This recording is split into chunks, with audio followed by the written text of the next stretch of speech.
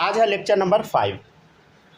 समझते हैं हम लोग लेयर ऑफ सेल वॉल। ठीक है, सेल वॉल का लेयर क्या क्या होता है, चलिए समझते चलते हैं। सबसे पहला प्राइमरी सेल वॉल, ये हर एक प्लांट सेल में पाया जाता है, present in all plant cell. ठीक है ना, समझते हैं क्या होता है। देखिएगा, आपके सामने दो सेल बना हुआ है। क्या बना हुआ है बताइए? आपके सामने दो सेल बना हुआ है, दोनों अगल बगल में रखा हुआ है। ठीक है सर, दिख रहा है दो सेल है, दोनों पास में रखा हुआ है। समझ गया ना, दोनों पास में रखा हुआ है।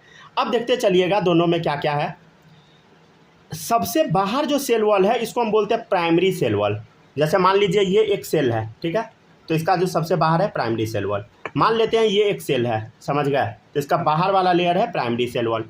ठीक है, अब इसके अंदर में एक लेयर होता है ना, इसको बोलते हैं सेकेंडरी सेल वॉल। SCW से रिप्रेजेंट कर देंगे।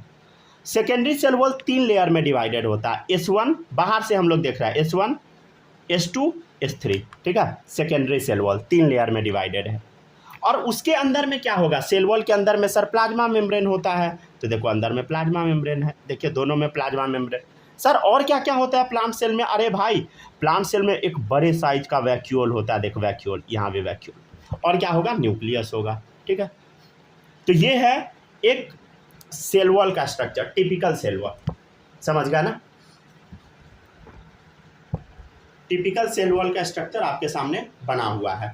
ठीक है, आप बना लीजिएगा, घर पे नोट्स भेजे हुए हैं, ठीक है ना, बना लीजिएगा उससे देखकर।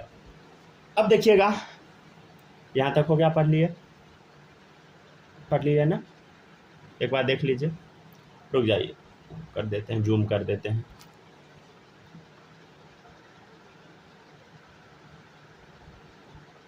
ठीक है, अब एकदम क्लियर दिख रहा होगा।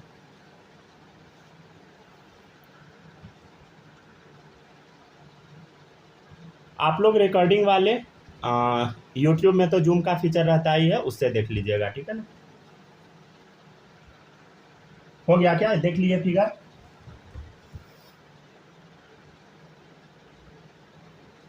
ठीक है ना, यहाँ तक में कोई डाउट है बताइए?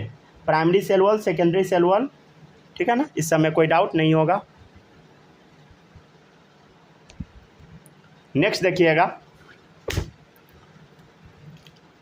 प्राइमरी सेल वॉल, ये हर एक प्लांट सेल में पाया जाता है। ये थिन होता है, इलास्टिक इन नेचर होता है, ये ग्रोथ करने के कैपेबल होता है। It get diminishes at the cell mature, जैसे जैसे सेल मैच्योर होता है ये डिमिनिश होने लगता है, कम होने लगता है।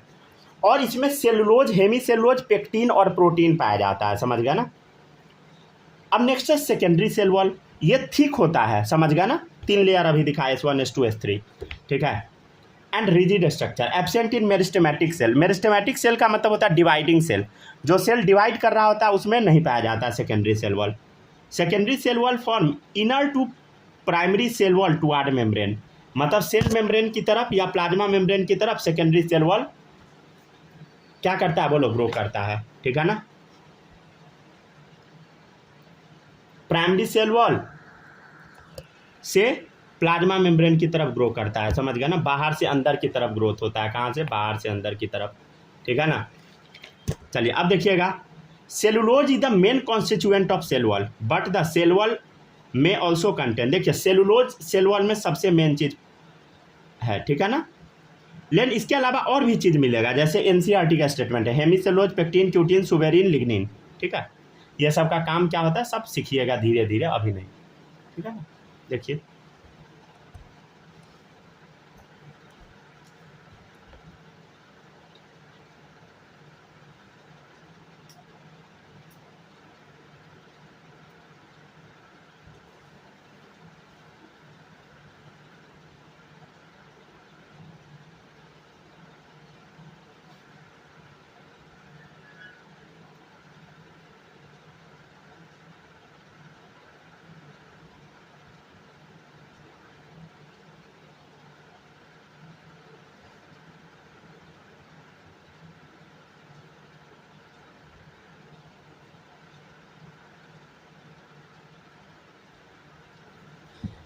पढ़ लीजिएगा तो बोल दीजिएगा।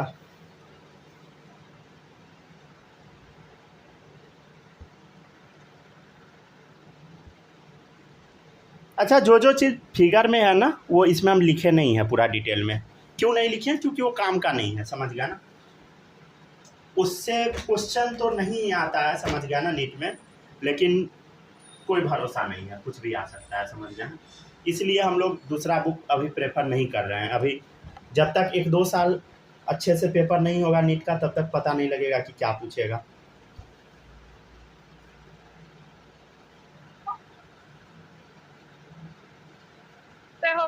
हो गया ना। तो ये हुआ सेल वॉल का फोटो, ठीक है।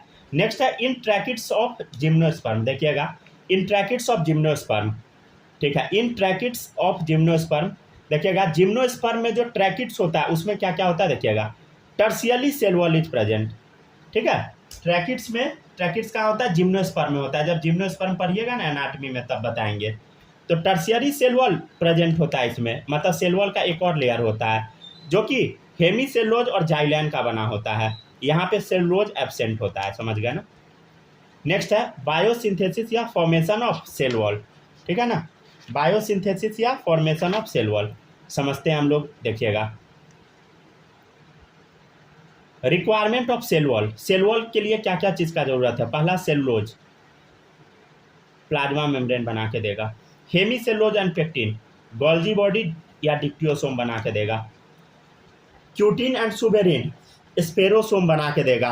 स्पेरोसोम क्या होता है, माइक्रो बॉडी। एनसीईआरटी में फोटो जो बना हुआ है, ठीक है ना, सेल का, उसके बाद कुछ डिटेल है तो उसमें स्पेरोसोम वर्ड यूज किए हुए हैं, चैप्टर के लास्ट में है। अभी घबराइए नहीं, वो बताएंगे स्पेरोसोम क्या होता है, ठीक है ना। अभी बस याद कर लेना है, ठीक है, एक बार देख लीजिए।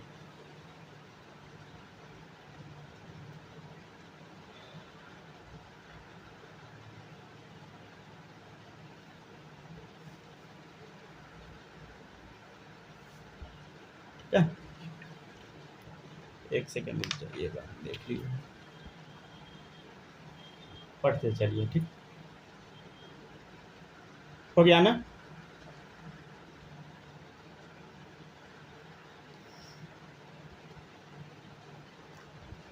अच्छा, ऐसे पढ़ना ज़्यादा सही लग रहा है या लिख के? ऐसे में जल्दी हो जाता है, बस यही फायदा है। ठीक है, ऐसे ही कर लीजिएगा अपना, बाद में नोट्स बना लीजिएगा, नहीं तो जैसे बोलिएगा, मेरे लिए तो सब बराबर ही है। मेरा तो पढ़ाना ही काम है, समझ गए ना। चले देखिएगा, अब नेक्स्ट आगे बढ़ते हैं। नेक्स्ट है सेलुलोज।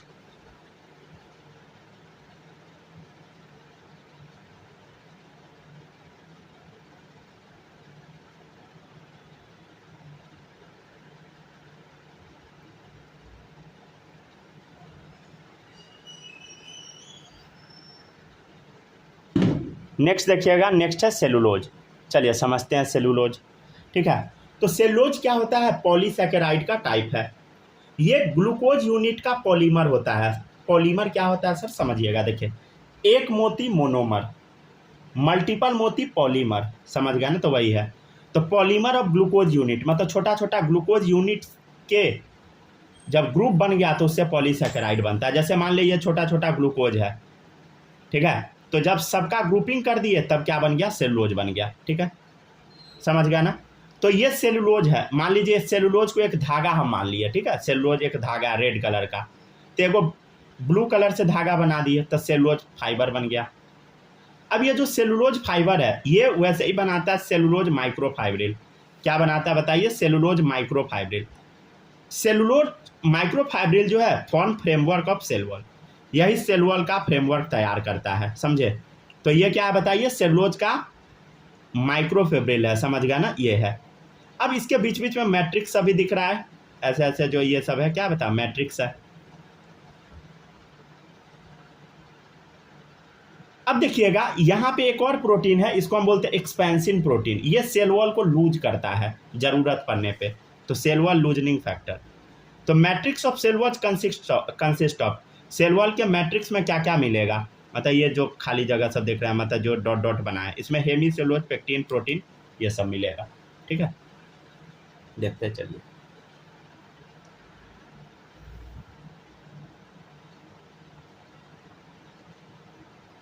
एक सेकंड रुकिए, कैमरा उल्टा पुल्टा ऑन हो गया क्या।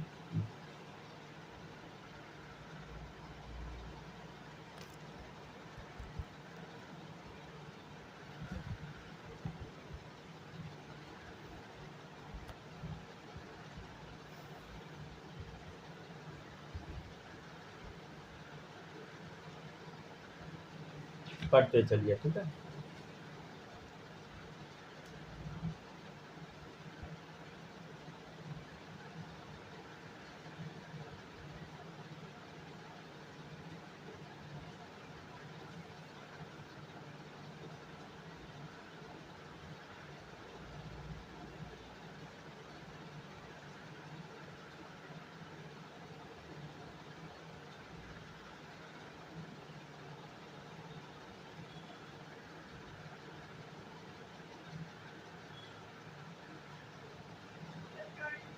पढ़ लिए, चलिए देखिएगा नेक्स्ट।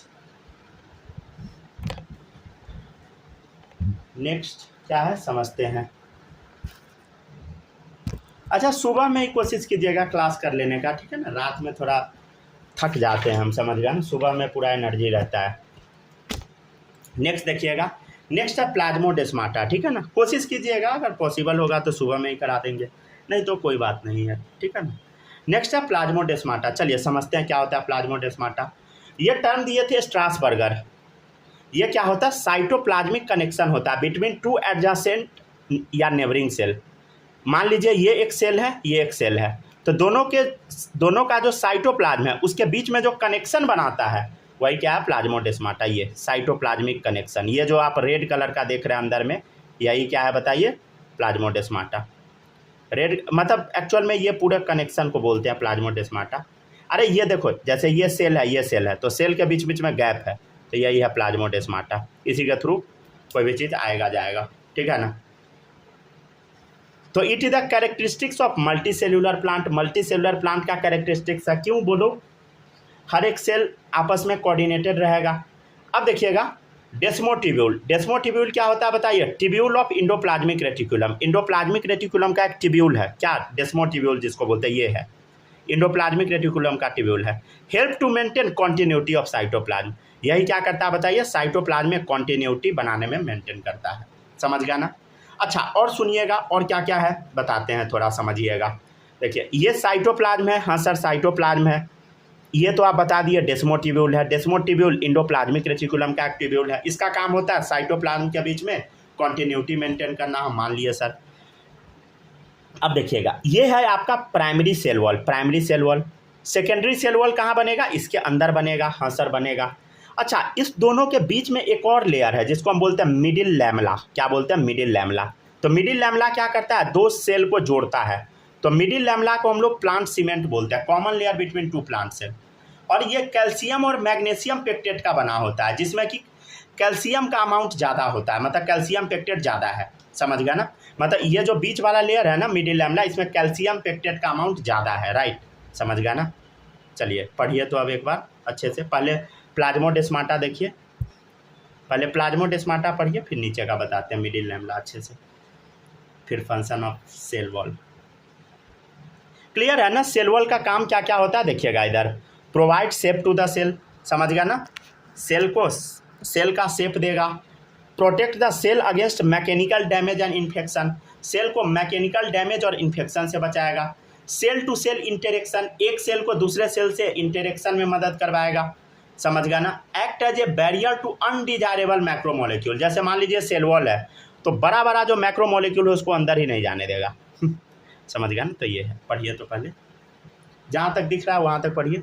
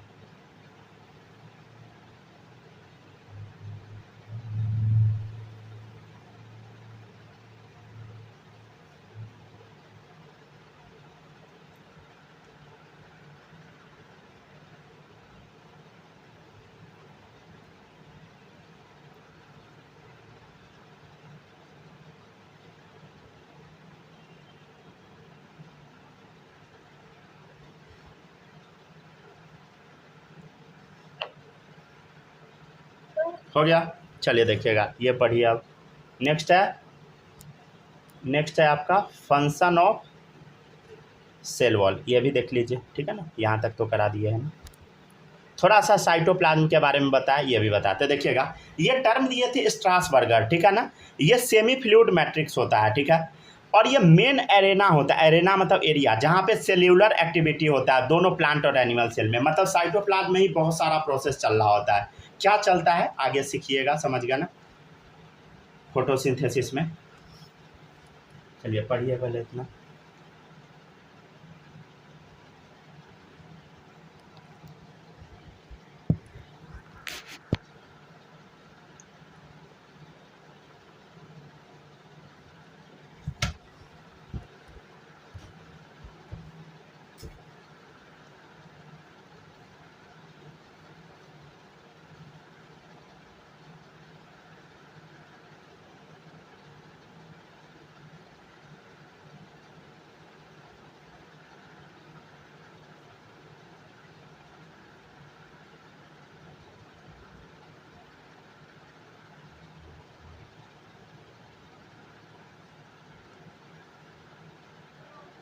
हो गया ना।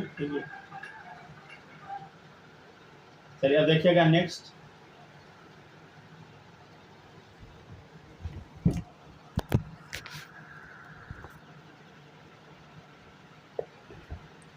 नेक्स्ट देखिएगा, अब कुछ कुछ टर्म है, समझ गया ना। इस टर्म में बहुत ज़्यादा कन्फ्यूजन होता है, समझे। इसको थोड़ा हम आराम से समझेंगे, हर बार आना नहीं है, इसको आराम से समझिएगा और ब्रेन में प्रोसेस करते चलिएगा। देखिए, साइटोप्लाज्म जो होता है इसको हम दो पार्ट में डिवाइड करते हैं। पहला साइटोसोल, दूसरा ट्रोपोप्लाज्म, ठीक है।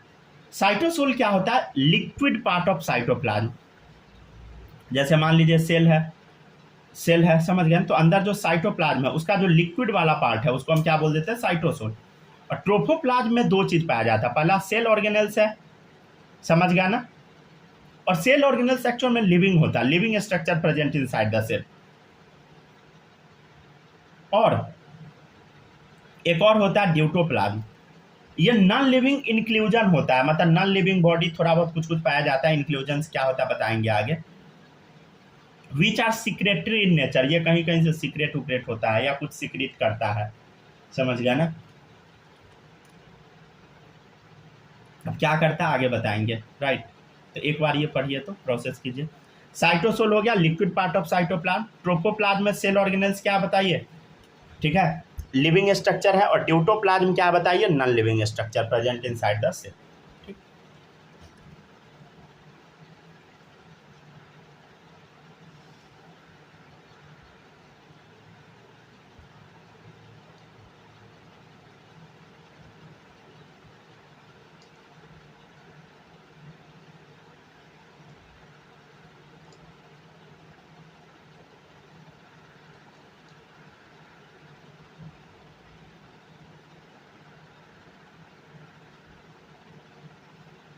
हो गया ना।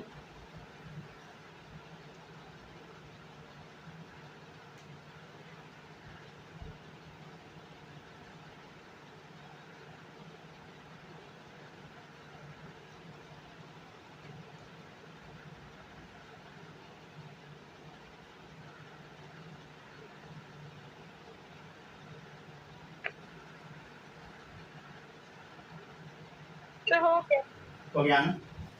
अब देखिएगा नेक्स्ट है सेल ऑर्गेनेल्स, समझ गया ना। सेल ऑर्गेनेल्स देखिएगा, अब इसमें सेल ऑर्गेनेल्स शुरू करते हैं।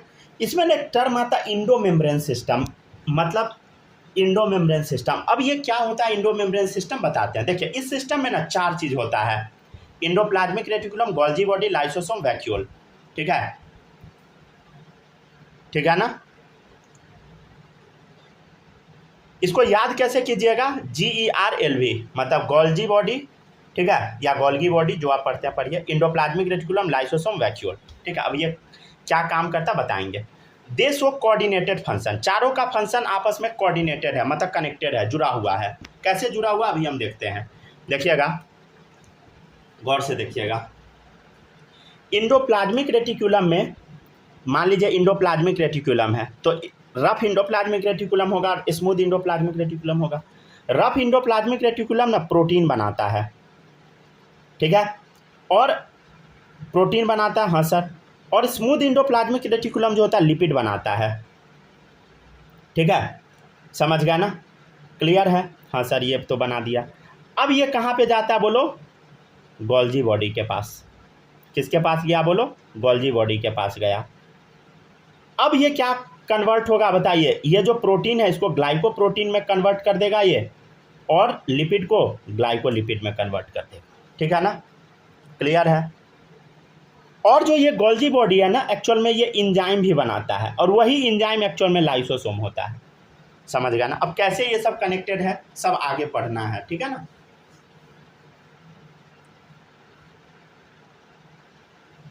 यहाँ तक देखिए, ये वाला बस छोड़ दीजिएगा और सब पढ़िए अच्छे से।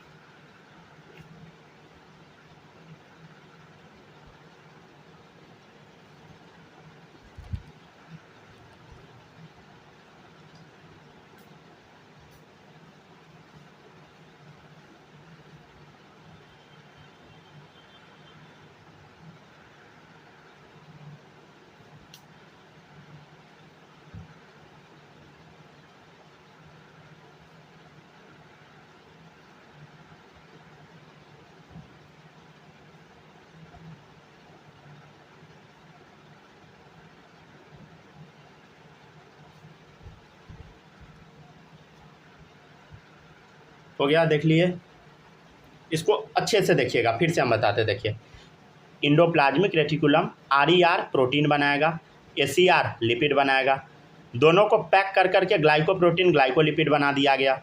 और ये जो गोल्जी है इंजाइम भी बनाता है, वही इंजाइम क्या है, लाइसोसोम है, ठीक है ना, लाइसोसोम में इंजाइम पाया जाता है। क्या करता है सब सीखिएगा धीरे धीरे, डोंट वरी। अब सुनिएगा, अब आपके दिमाग में आएगा sir mitochondria, chloroplast, peroxisome fat तोड़ता है, इस सब को हम लोग क्यों नहीं इंडो मेम्ब्रेन सिस्टम का पार्ट माने, they are not considered the part of endo membrane system. क्यों? क्योंकि इसका फंक्शन कोऑर्डिनेटेड नहीं है, जुड़ा हुआ नहीं है, they do not show coordination with the cell organ, ठीक है ना, ये सब आपस में कोऑर्डिनेटेड नहीं है, इसलिए नहीं ऐड करते हैं। चलिए इसको पढ़िए।